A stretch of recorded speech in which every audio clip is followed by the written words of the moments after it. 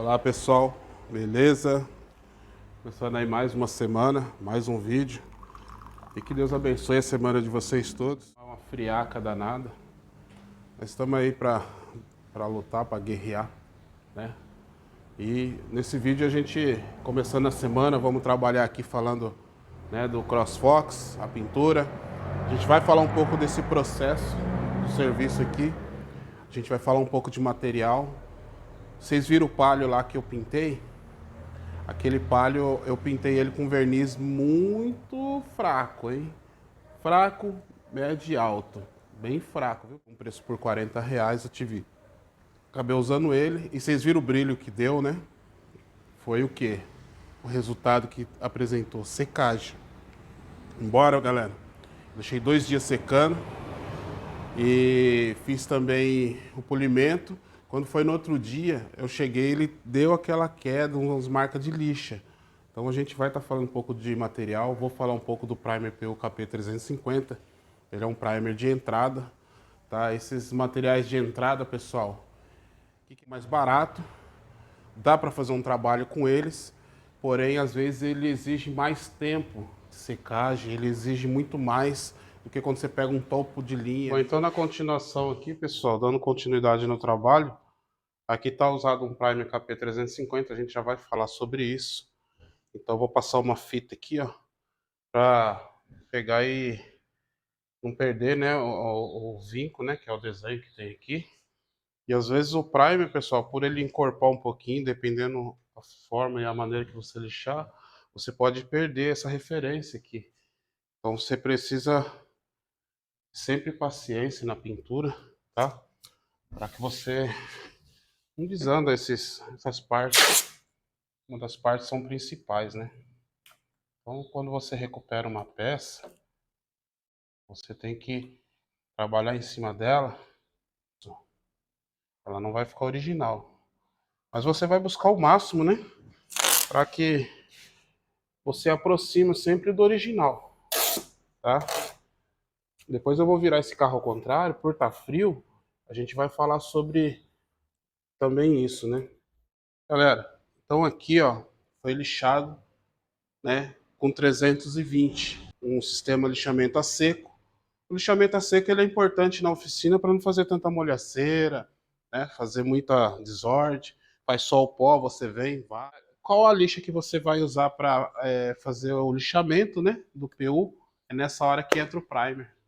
Então você tem que saber, como eu estou usando esse aqui, ó, o KP350, ele é um primer fino, pessoal, né? Ele não tem um poder de enchimento, ele é um primer de entrada, um poder fraco de enchimento. Às vezes você vê alguns canais aí, os caras falando assim, eu vou taquear com uma 220, uma 320, ou seja, todo esse processo 220, 320, 400 com água, ele vai tirar muito material. Na medida que ele tira esse material, aquela massa que vocês viram aqui embaixo, ela está totalmente desprotegida, né? Ela não tem uma proteção. Quando ela não tem essa proteção, você vai pintar tudo, a tendência é aquele material tudo baixar, né?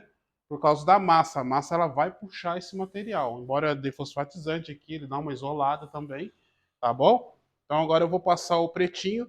Eu entro com uma Rokit, uma interface aquela espuminha, para tirar as estrias, né? Por isso que vocês veem a minha pintura bastante espelhada. Vamos lá.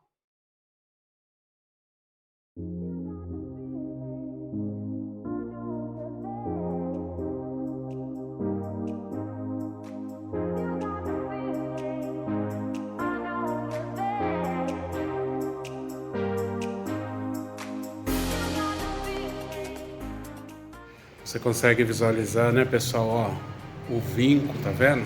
Ele tá muito vivo, né? Eu vou trabalhar em cima dele para que ele não fique tão assim aparente, tá? Mas você nota o porquê passar a fita certinho, trabalhar. É uma tampa, tá, pessoal? Mas é um serviço que pode virar sim um problema, tá? Galerinha, queria lembrar vocês que, ó, no nível para pintar já 2h30 trabalhada, sem correria, tá? Agora já vou entrar com a tinta.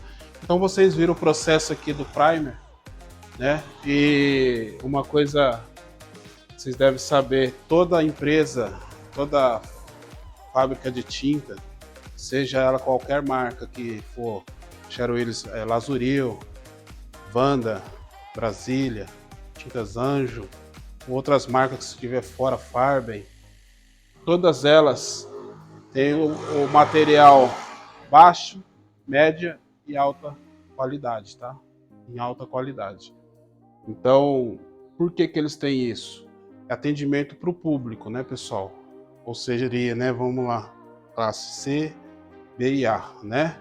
Então, assim, quando pega um serviço desse, você tem que entender o orçamento dele para saber o material que você vai usar nesse carro, tá? Então, perceberam que o serviço em si ele não dá problema. Se você for um profissional, você não tem problema com o serviço, tá feito, né? Agora eu vou entrar com a tinta. Então tá aqui o primer, né? É um primer de entrada. O resultado tá bem seco. Esse aqui eu já não usei controle de lixamento com tinta, já veio com o pó, tá? E realmente ele apresentou uma secagem melhor na hora de lixar. A gente fala o talco, né? Ele esfarelou legal, não ficou grudando na lixa. Ou seja, faz sentido a retardação de secagem, embora ficou 3 dias secando, tá bom? Agora eu vou entrar com a tinta. Numa época fria como essa, existe uma diferença na hora de pintar, né? Eu vou usar o aquecedor, vou aquecer essa chapa porque ela tá gelada, porque o prata ele tem essa fraqueza. A chapa muito gelada, quando ele bate a tinta, ela dá aquela gelada na tinta, ela branqueia, né? Então você tem que manter, que aqui nós temos as condições para nós trabalhar, a gente tem que arrumar meios, né? Então eu vou ter que pegar o secador e começar a aquecer aqui. Aí sim eu começo a entrar com tinta, vou fechar essa porta desse lado aqui para não entrar vento. Então a gente tem que se arrumar, filho, nós temos que arrumar os esquemas para nós fazer o trampo, beleza? Então agora eu vou começar a entrar com tinta. Então começo a preparação aqui para pintura. Uma coisa que deve ressaltar aqui, procura sempre mexer bem, pessoal, a tinta, ó, pigmentação, ó, fica tudo no fundo e pode comprometer a cor, tá? Às vezes ela é diferença de cor porque ela fica pigmento no fundo, a pigmentação no fundo. Uma pergunta que sempre me fazem aqui é em questão a por que tem gente que mancha na pintura, deixa a pintura manchada? Uma das cores que mais tem força para acontecer isso é os prata que tem alumínio grosso. Por que que ele faz isso? Tipo, prata reflexo, cinza steel, cinza escândio. São tintas que têm um alumínio grosso. Isso refere-se não só à tinta, mas assim, à aplicação. A hora que você espalha a tinta e a forma que você espalha. Eu já cheguei em alguns lugares que as pessoas ficam pintando o carro assim, ó. Ó. Elas fazem assim. Você nunca deve fazer isso. E mesmo que você pega aqui, ó, de fora a fora a peça, ó. Você pega ela aqui assim de fora a fora, o seu controle tá na mão. Então, a mesma velocidade que você começa, você tem que levar a tinta, ó, e dar o lance. Tá vendo aqui, ó? Ó, e dá o lance. Sobe um pouquinho. Então, tem gente que vai aqui assim, depois ele diminui a velocidade da mão porque tá chegando lá no fundo. Ela faz uma alta concentração de alumínio. Por isso que é a mancha, tá? Então, aqui eu dei uma base. Vou dar a segunda mão da base e depois eu entro com o prata reflexo. Tá aí, tropa, amanhã é só fazer a entrega, né? E boa. Então vocês viram, né? Um processo, é uma tampa, mas com todo cuidado, né? Então agora eu tô aqui, vim almoçar, fechar esse vídeo aqui. Espero que vocês tenham gostado desse formato. Eu passando um pouco da minha experiência para vocês. Ontem um comentário lá, o rapaz falou que eu bato sempre na mesma tecla. Ele tem que entender que eu não faço vídeo só para ele, né? Tem 2.150 pessoas aqui no canal e tem pedido de vídeo, beleza? Abraço, fica com Deus e fui!